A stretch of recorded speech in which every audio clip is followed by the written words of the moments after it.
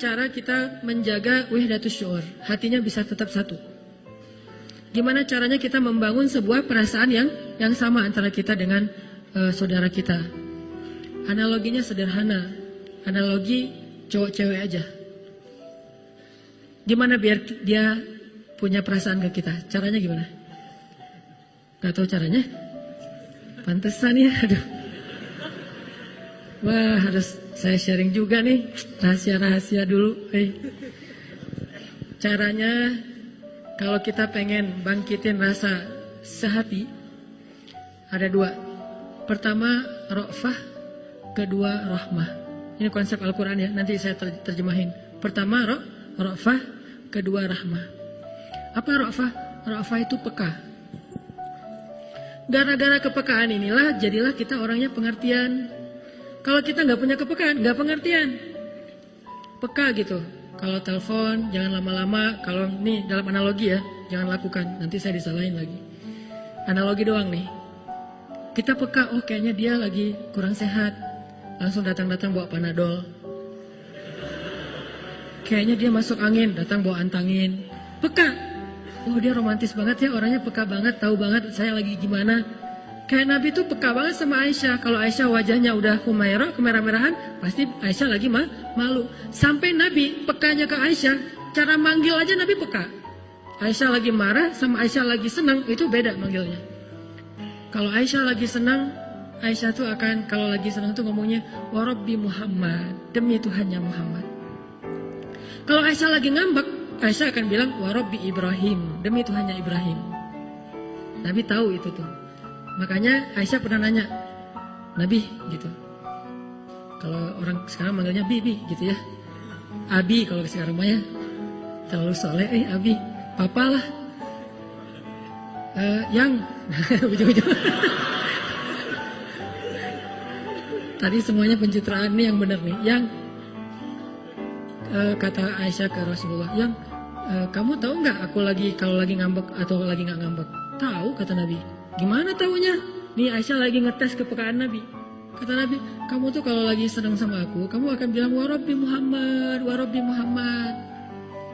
Bisa artinya demi Tuhan Muhammad, bisa artinya alhamdulillah dalam bahasa yang lain. Tapi kalau kamu lagi ngambek, kamu akan bilang wa Rabbi Ibrahim. Kalau Aisyah udah ngomongin wa Rabbi Ibrahim, nggak nyebut, padahal suaminya juga kan Nabi kan? Kayak kita, suami kita tuh misalnya, suami kita, istri kita. Nah ya. Bahaya Saya nggak punya suami, semua punya istri. Tapi dia perempuan ya, bukan laki-laki.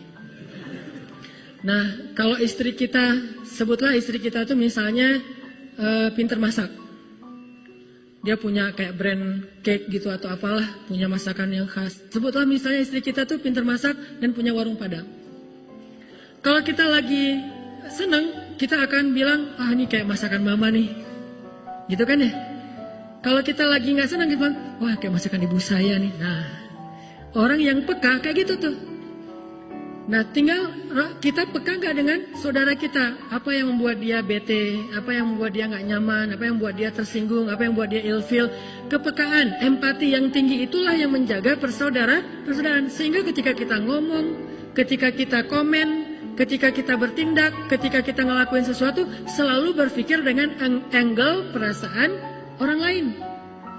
Baik itu keluarga kita, tetangga kita, teman main kita, teman sekolah kita, beda sekolah, beda komunitas, apapun lah, bahkan beda agama sekalipun, kita jaga dari angle dia. Makanya Allah saking ngejaganya nih, Allah bilang, janganlah kalian mencela Tuhan-Tuhan mereka, sehingga mereka akan mencela Tuhan kalian tanpa mereka pahami.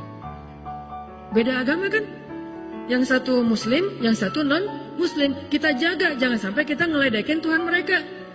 Jangan sampai kita ngeledekin syariat mereka. Jangan sampai kita ngeledekin hal-hal yang sakral dalam persepsi mereka, dalam persepsi dan kepercayaan mereka. Ketika kita lakuin itu, nanti mereka pasti akan membalas, terjadilah perpecahan.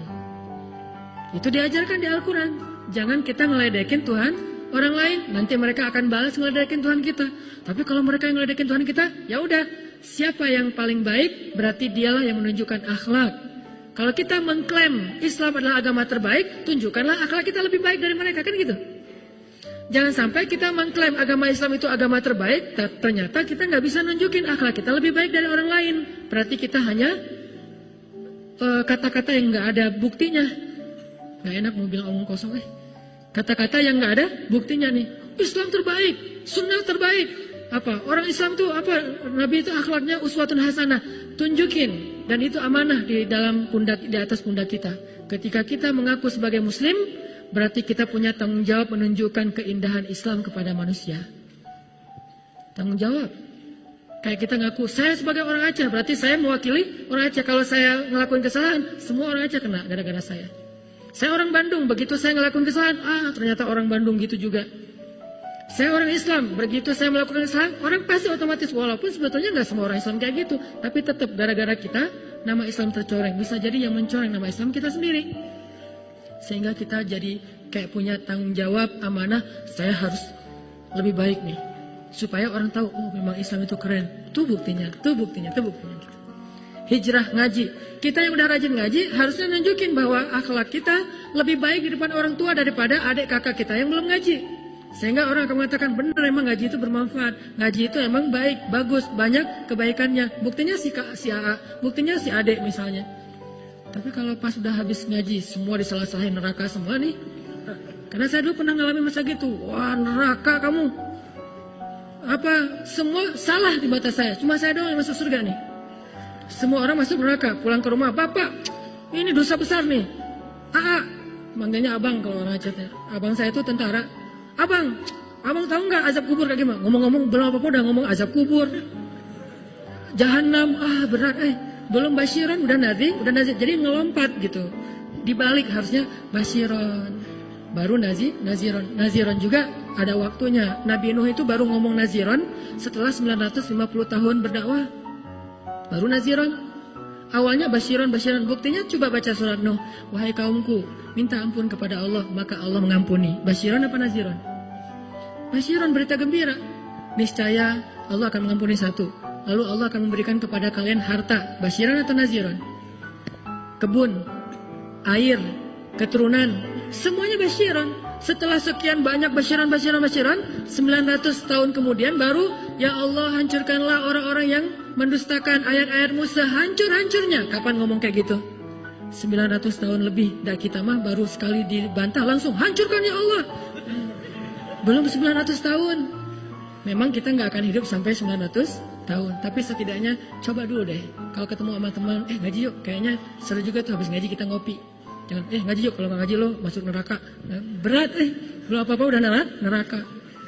Baru salah dikit neraka. Walaupun mungkin benar, cuman kurang tepat. Sehingga benar dan tepatnya harus jaga perasaan orang lain. Makanya Nabi itu ngejaga banget perasaan orang. Ra'fah bil mu'minina Ra'ufun rahim. Itu sifat Nabi. Orang yang sangat ra'fah, jaga perasaan. Saking jaga perasaan, Nabi itu selalu mencari persamaan, biar nggak ada gap. Ketemu dengan para penggembala ternak, Nabi ngomongin, tidaklah Allah mengutus seorang Nabi, kecuali pasti pernah menggembala ternak. Oh gitu ya Nabi? Ya kalau gitu profesi penggembala ternak keren dong, keren. Coba cari persamaan kan? Terus ngomong lagi ketemu sama orang miskin yang makan roti keras, namanya qadid. Rotinya keras, kalau mau dimakan dicelupin dulu ke air, rendam, baru bisa dimakan. Pas Nabi duduk di antara mereka nggak enak hati. Aduh, nggak enak nih mau ngidangin yang kayak gini ke Nabi. Kan Nabi orang yang mulia, masa kita hidangin roti yang keras, disembunyiin, disumput aja gitu. Akhirnya kata Nabi, saya itu anak seorang perempuan yang biasa makan qadid. Oh gitu ya Nabi, yaudah yuk kita makan bareng. Makan bareng. Jadi terbiasa makan qadid. Dari ibunya juga ditunjukin. Ketemu dengan orang miskin, ya Allah, hidupkan saya sebagai orang miskin. Matikan saya sebagai orang miskin. Bangkitkan saya bersama orang miskin. Tapi jujur ya doanya, kadang-kadang kita kayak basa-basi gitu ternyata terjadi. Ya Allah kok gitu banget sih. Basa-basi doanya. Kalau Nabi mah jujur. Emang siap dengan konsekuensi doa itu. Saya kira doa itu kayaknya satu-satunya doa Nabi yang susah diamalkan. Ada yang pernah ngamalin? Ya, saya juga yang ceramah gak berani. Paling doa ya Allah rezeki yang halal, yang tayyib, yang berlimpah. Nggak ada. Berani ya Allah hidupkan saya sebagai orang miskin. Malam sepertiga malam, lagi hujan, lagi baper berat. Coba doain itu kalau berani. Satu-satunya doa yang kita berharap nggak dikabulkan ya. Ya Allah jangan dikabulkan, cuma basa-basi doang misalnya, itu bahaya. Ketemu orang miskin, Nabi ngomong kayak gitu. Ketemu sama orang kaya, Nabi akan bicara tentang sebaik-baik pekerjaan adalah berdagang. Coba. Jadi semua orang tuh jadi happy gitu kalau ketemu Nabi. Ada aja pembicaraan yang sama mereka. Walaupun kadang-kadang Nabi kayak iseng gitu, nggak godain doang. Tapi tetap dibesarkan hatinya dan motivasi. Nabi kata seorang nenek-nenek, Nabi kan udah pernah ke surga, ngelihat saya nggak di surga? Enggak tuh, nggak pernah ngelihat nenek-nenek kayak ibu di sana. Gitu, sebelum dia nangis daripada dia antar nangis unfollow kan, wah jangan deh. Langsung Nabi bilang, karena ibu nanti di surga akan muda lagi. Oh Nabi selfie. Dicari sesuatu yang selalu bikin orang happy. Duduk sama Ali makan. Ali kan gitu ya, mau godain Nabi dibalas, ini menunjukkan zakat cerdasnya Nabi itu. Makan, tulang-tulangnya ditaruh di tempat Nabi semuanya. Kayak makan ayam gitu atau ikan, pokoknya tulangnya ditaruh tempat Nabi. Pas sudah selesai makan, Ali bilang, Nabi makannya paling banyak tuh, tulangnya numpuk, kata Ali. Kata Nabi, Ali tulang-tulangnya juga dihabisin. Wah, lebih ngeri daripada Nabi. Nabi tulangnya masih disisain, Ali tulangnya dihabisin. Oh iya. Coba, Ali itu terkenal sahabat cerdas loh, tapi masih kalah cerdas sama Nabi. Tapi kan ledek-ledekan ya, jadi kita sama teman supaya akrab bisa kayak gitu, selama tidak sarang, nggak terlalu ke pribadi, jangan pakai kata-kata J lah, kasihan ya. Udah aja, statusnya titik-titik gitu doang, nggak usah sampai jelas gitu teh. Menjaga perasaan. Saya jaga banget perasaan kalau di caption tuh. Makanya teman-teman kalau yang memperhatikan, caption saya tuh berganti dalam hitungan menit. Posting, aduh kayaknya ada yang salah ngomong nih, langsung ganti caption. Kenapa? Takut ada yang tersinggung, takut ada yang... Ini namanya ra'fah, menjaga jangan sampai menyinggung orang lain. Bukan labil itu teh, dikit sih. Apalagi kalau lagi nulis caption habis dimarahin istri kan, itu paling sering ganti tuh.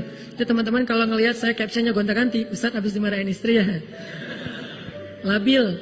Kenapa? Menjaga perasaan. Aduh kalau saya ngomong gini ntar gimana ya perasaan dia. Itu harusnya yang kita coba fokus kalau pengen jaga persatuan.